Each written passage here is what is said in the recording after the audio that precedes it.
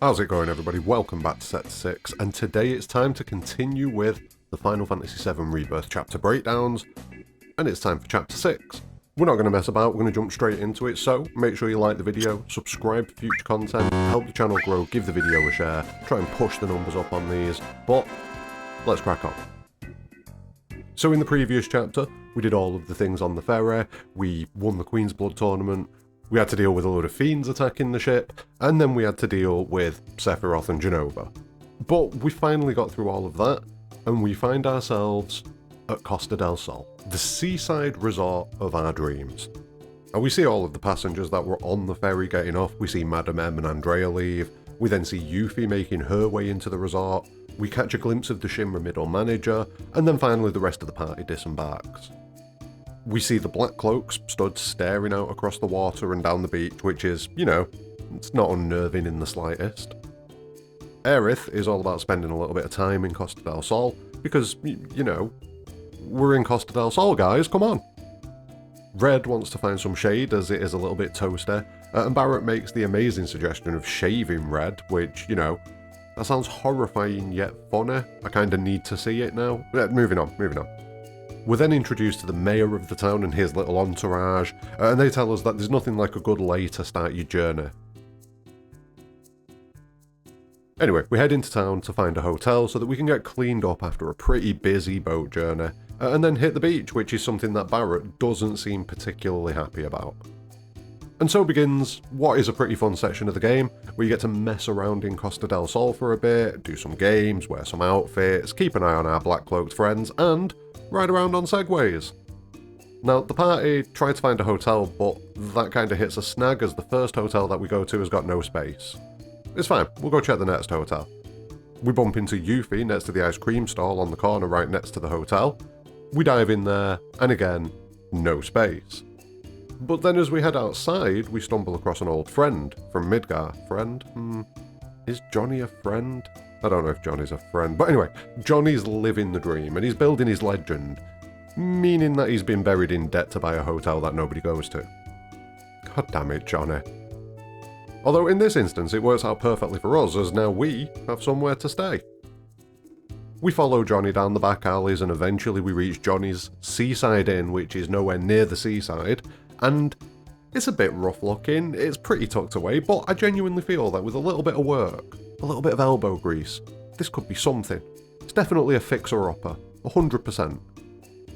Anyway, head inside, chat to Johnny, get a room, and let's get ourselves set up to hit the town. Johnny advises us to get changed before we hit the beach, as we just won't be allowed in our current outfits, as well as telling us to leave our weapons behind, which, that'll be fine, we're at Costa del Sol, right? No violence ever happens at Costa del Sol, it'll be fine. Barrett slips straight back into Sailor Barrett mode and hits the town, the absolute legend that he is, while Cloud leaves his sword and heads into town behind Barrett to try and see what's going on. Now on the way out we bump into a shady guy who tells us about this place being barely worth 100 gil, but the owner is drowning in debt to keep it open. Oh Johnny, why are you so stupid, Johnny? Why always so stupid? Now, once we get back into the town, Cloud gets accosted by a group of dancers that tell us about a special event that's going on right now, Costa del Amor. Basic gist of this is to get ourselves out there and play games with people, win those games in order to earn a companion card that we can then exchange for outfits to hit the beach with. I mean, I've got gil, I can just buy the outfit, but fine, we'll play some games. First off, we catch up with Barrett and we play a shooting game, but Barrett's not allowed to play because he uses a gun professionally, so he's not allowed. Cloud, the former soldier who actually used a gun professionally, perfectly fine. So we jump in, and it's an okay shooting game. Once you get used to it, it's pretty easy. You kind of learn the pattern of where the big value targets are going to appear, so you can figure it out over time. After that, we head to the front of the pier to the Queen's Blood stand, where we find Regina looking for someone to play the game with. This isn't a one-on-one though. This is a game where we both have challenges to complete, where a set of cards have been given to us, and a board with opposition cards already placed is kind of presented to us. And using the limited cards that we have to win. Some of them are very difficult, some of them are fun. It'll take you a little bit of time, trying different combinations of things, and eventually you'll get it. And there's a lot more of these later on in the game. So make sure that if you are on your playthrough and you want to do well at Queen's Blood, make sure you do all these challenges, because you get a lot of cards out of these challenges. And it's just fun. More Queen's Blood is good. Anyway, after this, we can go and get changed, and we can hit the beach. Catching up to Barrett, who's just kind of chilling, living his best life in his sailor uniform, just looking cool. Just looking cool. Somehow, though, the guy that was on the stairs not allowing people past has done an absolutely abysmal job, because we've got a group of black cloaks that have got down onto the beach. Why did we have to piss around getting these tickets and outfits when they can just saunter down here looking like some ringwraiths from Lord of the Rings? Why is this allowed? It's ludicrous. It's ludicrous. Anyway, we cut back to Tifa and Aerith. They're both showering, getting ready, getting themselves cleaned up and in beach mode. Now Red 13's chilling with Aerith while she showers, and we hear the mystery voice again, and I still hate it, but moving on. Aerith gets out of the shower and she shows Red the white materia, but it's not white anymore. The materia is now clear, with its power seemingly gone. Aerith and Red discuss how the knowledge and memories that they had been stripped away by the Whispers, and does that mean that the power within this white materia, the knowledge and memories held within, were also stripped away by the Whispers? Now, we know where the fully powered white materia is. We've already seen it back in Chapter 1. It is in Zack's world, where he lives, the other Midgar, and it definitely seems like the white materia has been either drained of its power, with the power then being placed into another materia, or the thing that I kind of believe more than anything is that the materias were split. So the physical materia itself was split, but because of what it is, the essence of the materia couldn't be duplicated. So you create two white materias, but only one of them gets the essence, and that seems to be the one that has gone into the alternate world, the Zack world. And as these worlds are found and rejoined, the active versions of these materia are recovered. But this is something we're not going to massively delve into, because it's something that comes up a lot more in later chapters, so we'll save it for then. This is just the first time it's come up, so I figured we'd touch on it a little bit.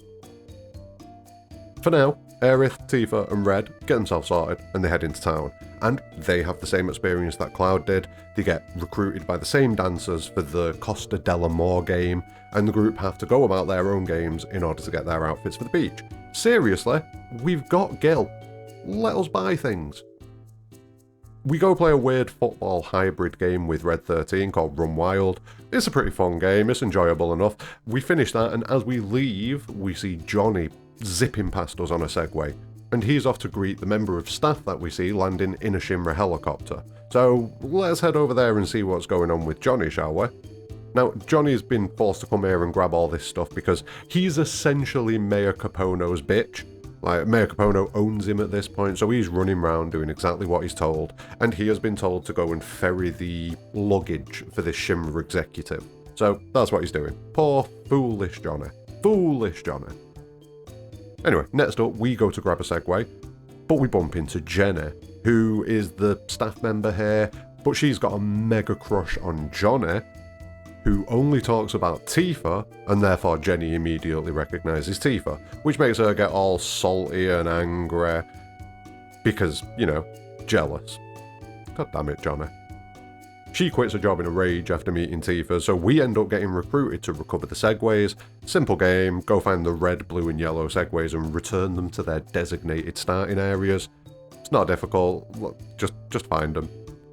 As we're doing this, Jenny is stalking us, so each time we deliver the final Segway to one of the stations, Jenny's there in the bush like, oh my god, she did such an amazing job, I can see why Johnny loves Tifa, oh my god, I'm so inadequate. That's pretty much the gist of this whole quest. But when we get to the end of it, Tifa does a good job convincing Jenny that Johnny doesn't have a snowball's chance in hell with her, and Jenny's free to him, have fun, go mad, we're just friends.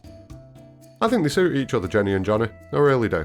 I really do. Anyway, Jenny runs off, she's all happy, Johnny's probably going to get jumped at some point, but he'll be fine. We then head back up the strip and we bump into the Shinra middle manager.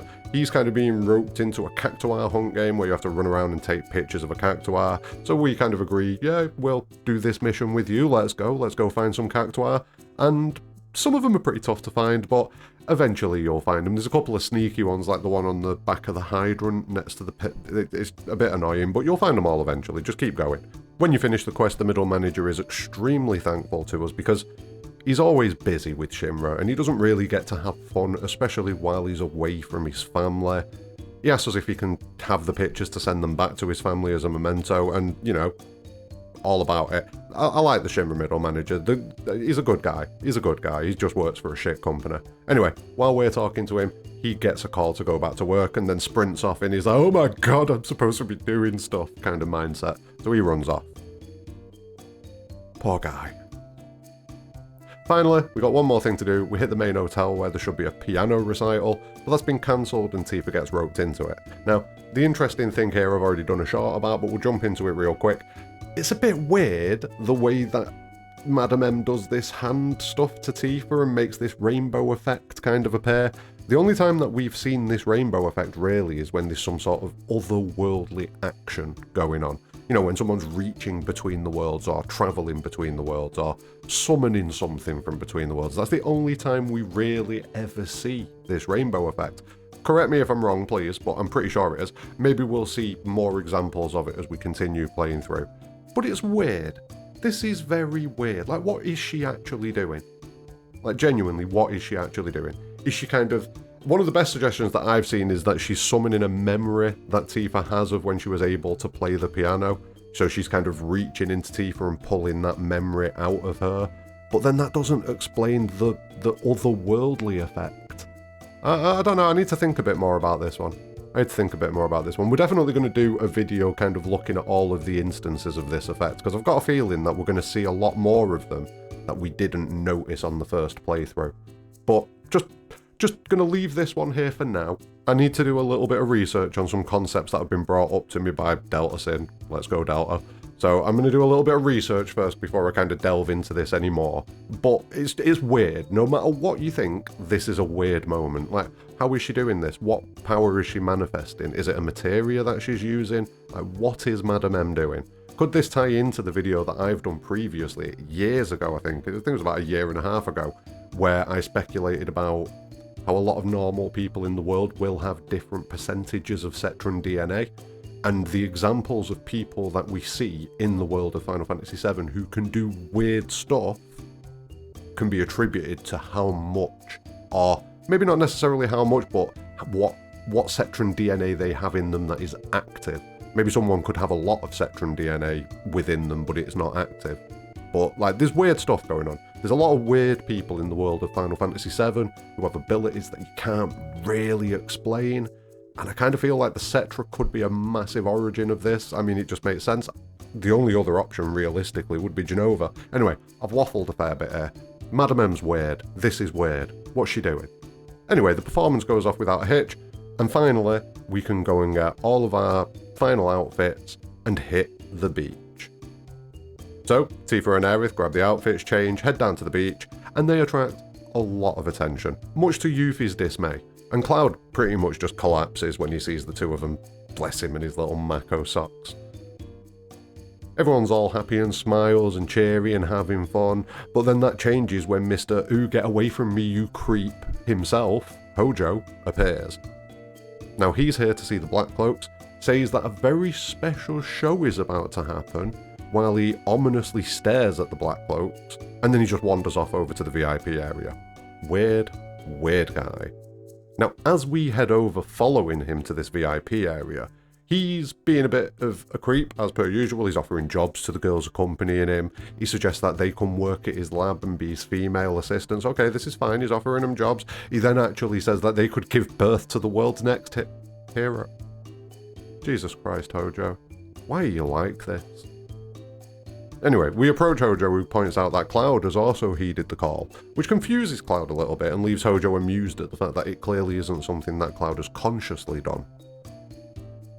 The assistants, the new female assistants, head out onto the beach, line up the Black Cloaks, and then we see them get attacked by Vargid Polis, the enemies that we saw on the boat. These come from a big robot creature that comes out of the sea, and everything kind of falls into place.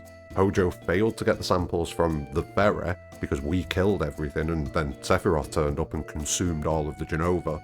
So he didn't get what he wanted then, so he brings the experiment to Costa del Sol. He brings the Vargid Polis here to the beach where the Black Cloaks are and creates more of those necrotic entities, which he then swiftly captures and tries to take back to his lab for experimentation. Hojo is an absolute bastard. Anyway, we get into the combat, we fight this robot. Eventually, each member of the party gets captured by these robots, and Hojo's talking about it in the background. He's talking about what kind of specimen they'll be. He says really worrying things about Tifa. Again, kind of saying, you could birth another hero as well. Basically saying that he wants to have a baby with Tifa. Weird guy. He says that he has no interest in pursuing fairy tales like his colleagues, which I've got to assume means the Promised Land. He understands that the Promised Land isn't a physical location. He gets that.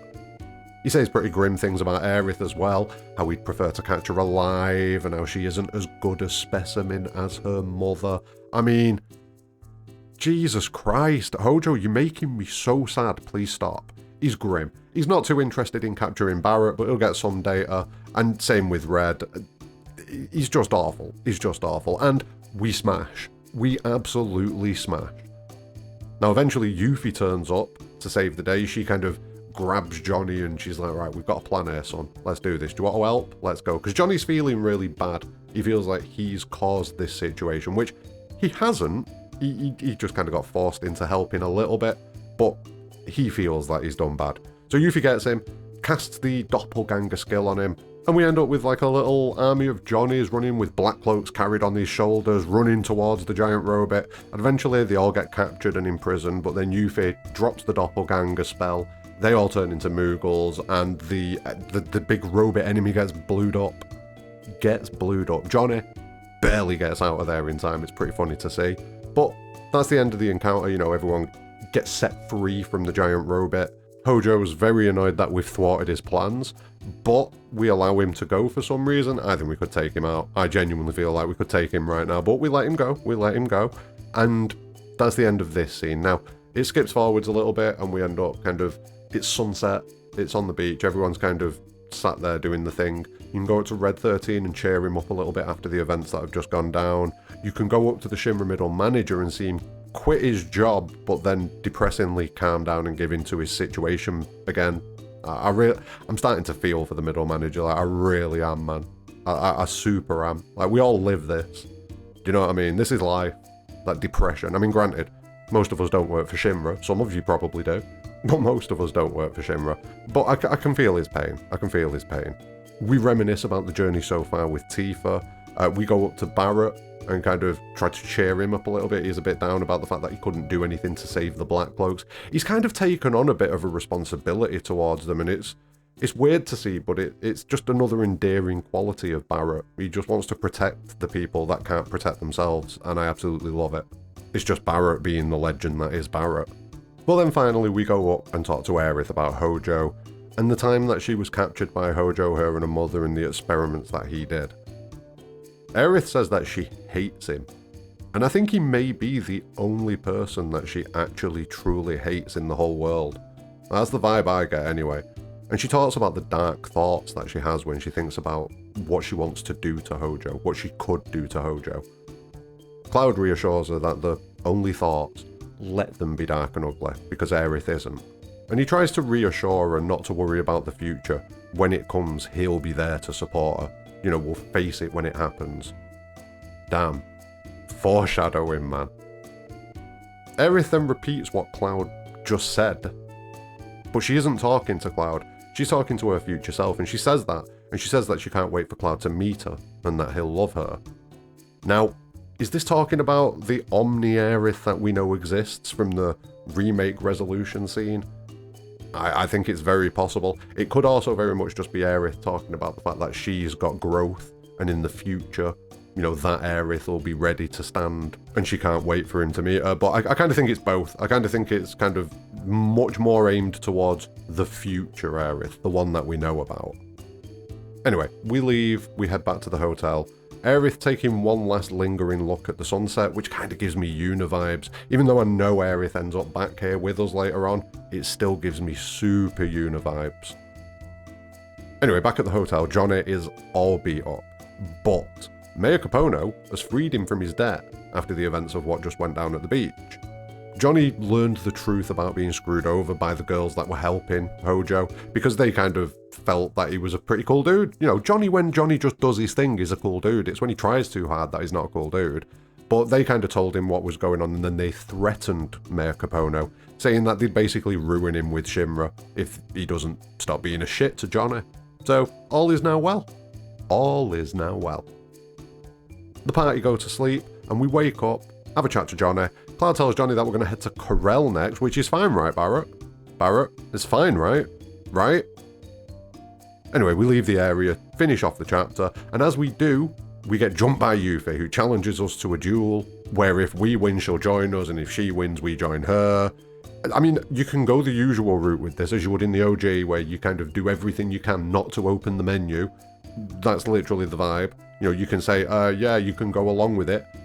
Or you can embrace Cloud's darker self in Final Fantasy VII Rebirth, and you can just say, yeah, go on then, let's have a fight. Which forces Yuffie to run off, and then moments later run back and be like, oh, go on then, I'll join you. I do quite enjoy Dark Cloud. Good times, good times. Anyway, that is the end of the chapter. So, some pretty fun stuff goes on. The main things that happen really revolve around Hojo and the Black Cloaks and everything like that towards the end of the chapter. The Madame M thing is a little bit weird, but predominantly this is just a fun chapter. It kind of does that thing that the Ferry does again, hits you with all the fun stuff in the early stages of the chapter, and then right towards the end of it, bam, have some serious stuff. The moments that we have with each of the characters on the beach, really fun. Give you a lot more insight into the characters and kind of build that bond with the characters. Just all around a great chapter, and a nice setup to move us into the Corel region. Anyway, I want to know what your thoughts are. Let me know what you're thinking about the Madame M thing. Let me know what you think about Hojo just being awful in every single way possible. Let me know if you think that that is Aerith talking about this future Omni-Aerith in that scene towards the end on the beach. I kind of feel like it is. I genuinely feel like it is. It's probably both. She's talking about herself in the future and this future Aerith. I mean, essentially they are one and the same. So, you know, it is the same thing. But let me know what you're thinking in the comments below. Don't forget, like the video, subscribe for future content, give the video a share, but more importantly than anything, have a great day.